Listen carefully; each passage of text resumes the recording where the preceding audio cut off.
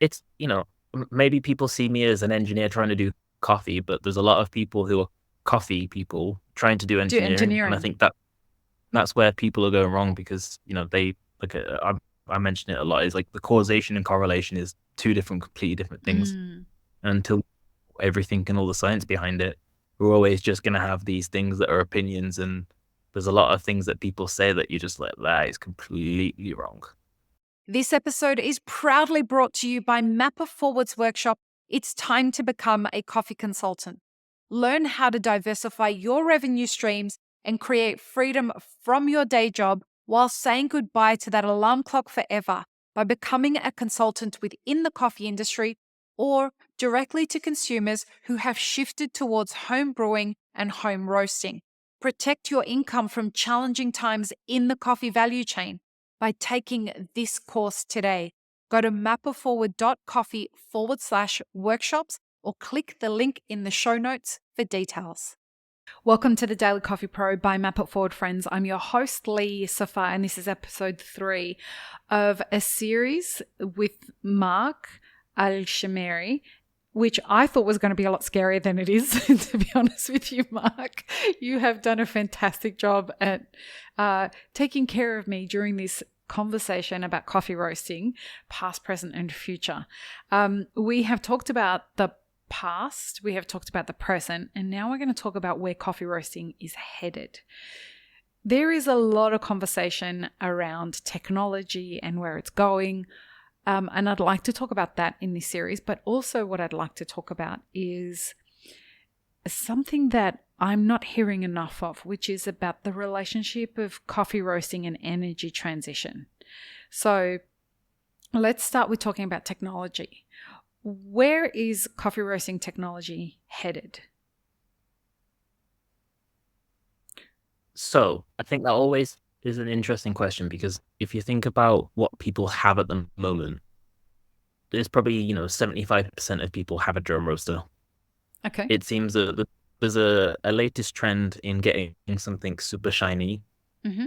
I think we both know which roaster I'm on about, but they're super expensive. Often their lead times are quite long, but not always. So maybe that's unfair to use that example, but at least they're expensive and people are also transitioning to different types of roasters. I think people are becoming more open to them.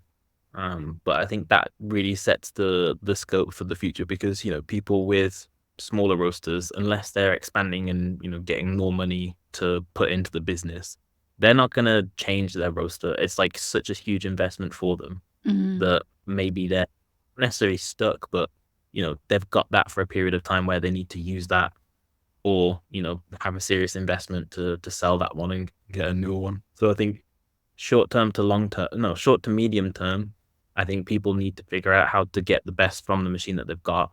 And that might mean going out of their comfort zone and not doing a 10-minute roast on a drum roaster and not filling it as much as they are now. But obviously that's going to affect a lot of people and the way they go about it and take a lot of people out of their comfort zone.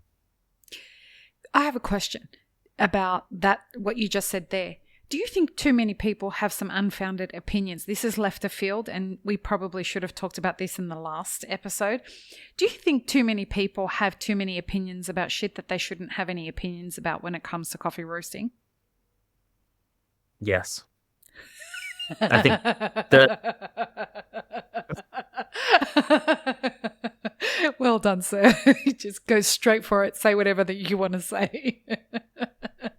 this, and this is where a lot of this, like I mentioned in the previous episode, it's like, the one thing I wanted to prove was that there's not one rule fits everything, but it's trying to figure out and justify why people do what they do. And I think Mm, a lot of people have this kind of learned behavior of, someone told me this because of this. And I think a lot of people just want the answer. No one necessarily wants to know how you got there or the working out along the way.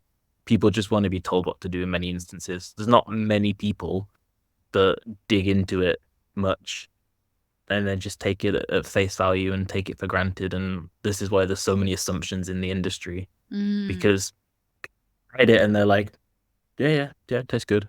But I wonder how many of those are, decisions made bias, made how many of those are biased decisions in that they've probably said, "Ah, I'll change this," and then they've gone and tasted it and be like, "Yeah, I can taste the difference. Yeah, yeah, yeah." I think the term that's really nice that is confidently wrong, Confidently wrong.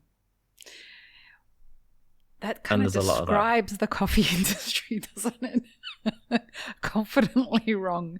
Coming back to the future of where coffee's going, what were you going to say? No, it's maybe people see me as an engineer trying to do coffee, but there's a lot of people who are coffee people trying to do Do engineering, and I engineering. think that's where people are going wrong because they like I mention it a lot is like the causation and correlation is two completely different things. Mm, Until everything and all the science behind it, we're always just going to have these things that are opinions. And there's a lot of things that people say that you're just like, that is completely wrong. But I don't say that in a way that's kind of like, I know the answer to everything. I don't. I'm an expert in my field. I'm not an mm, expert in everything. Like, I don't know shit about chemistry. hmm That's not my chemical engineer, but that doesn't mean I know anything about chemistry. The chemists tell me what they need, and I make mm, the engineering happen. That's you'll notice that everything I put out never mentions flavor because I don't have the statistics and the for the sensory to make anything legit. So everything I do, it's all physical properties, but I stick to what I know.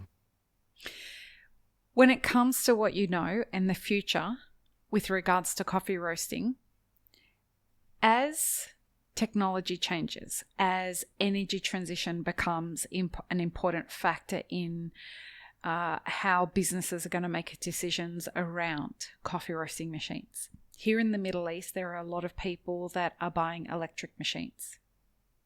Mhm. It's for a lot of different reasons. They want to be able to roast their coffee in their cafe.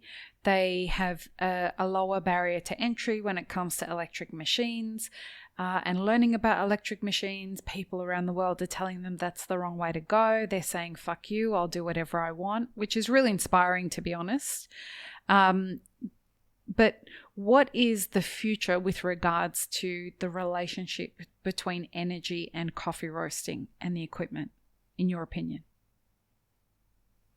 Well, the major thing is like the technology itself. So if we consider this current state again is 10-minute roast on a drum roaster is probably the norm. That's like probably the median time that people Mm-hmm. use on a drum roaster.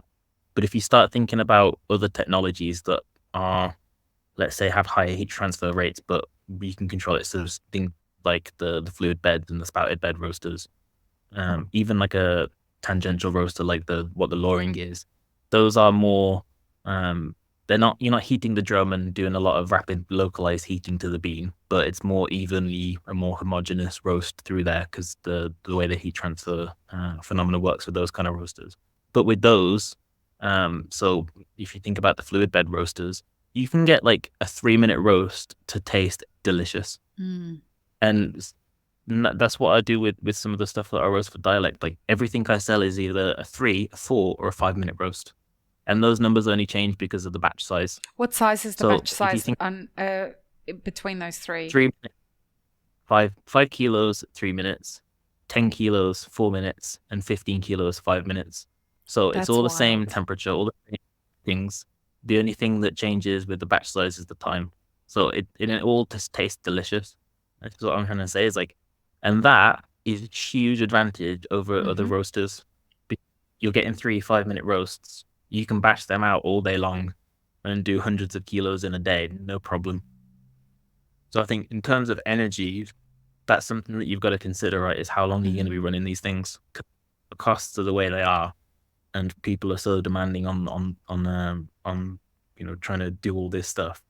Where I think the future is heading is pressing a button and just roasting, and then pressing a button to stop it. Job done. I What agree. you don't need to change in the gas setting every 2 seconds. Just roast it, see what it comes out with, repeat it. It's where the future is. It's energy for the cost and the fuel, but it's also energy for you as a person. You can go and press a Mm. button to get it and do everything else. You can go pack, once that's automated as well. you can actually go and actually just QC via espresso whilst you're roasting. You can make time for Wow. all that stuff and make the link back to the consumer that actually we need. What do you think what role do you think artificial intelligence is going to play in the future of roasting? Cop out. It depends what you mean by artificial intelligence as well. So Okay. all the simulations that I've worked on, they predict the time temperature profile. So if you know the moisture of the coffee, uh, I had got the size of the coffee bean in there, but I don't think that makes as much of an impact as I I've thought it read was your going to. article, so I know that.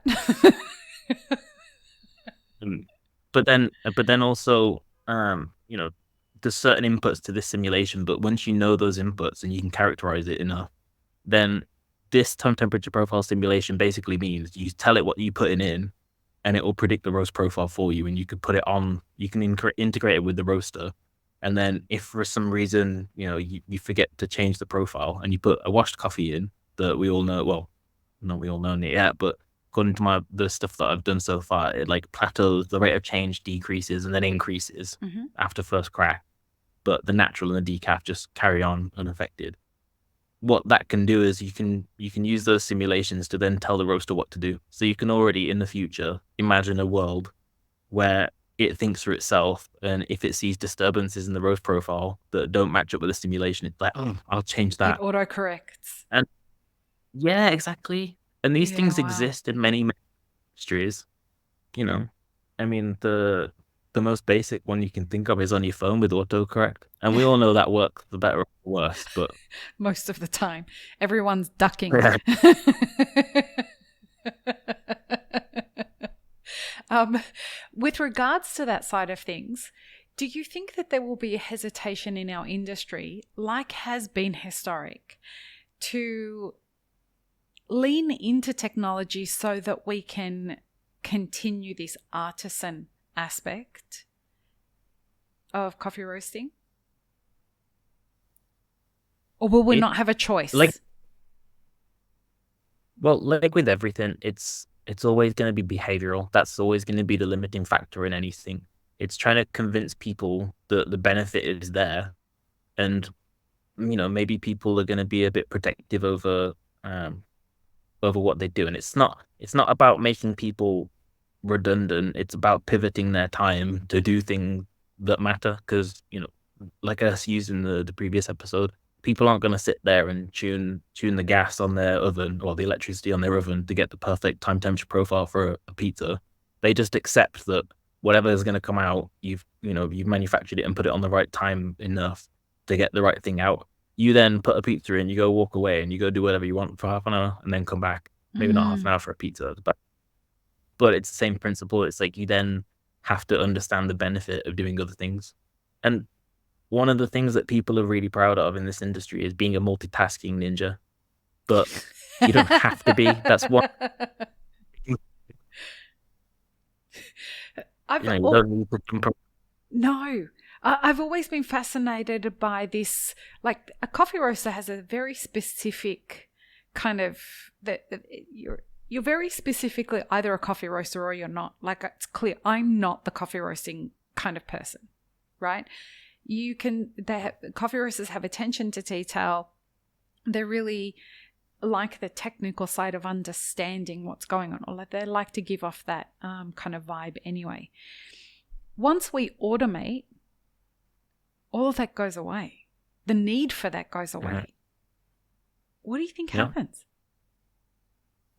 But this is where I think the beauty of what we should be doing, and this is how we should approach it, is that you have a smaller roaster where you do all your development on, and you figure out, okay, how do you want this to taste? Okay, this is how it's gonna work. You do like Mm-hmm. 10 different roast profiles, figure out how it's gonna be delicious, and then you tell the big roaster to go and do it. So it's like, it's recipe development, isn't it?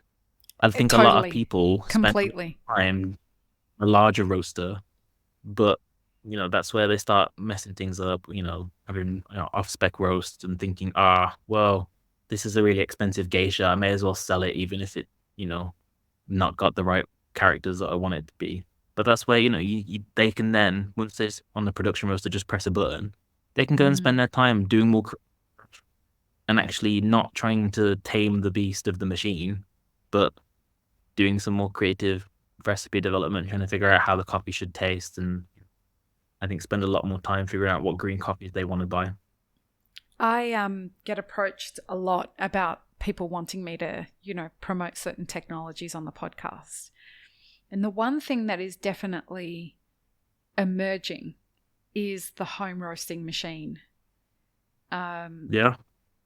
Big time. Big time. A lot of people are coming to me and saying, the future, you've talked about it on the podcast, how, direct to consumer is the business model of the future. We think that the same thing should be about coffee roasting. And, at least once a week, somebody's pitching me a home roasting machine.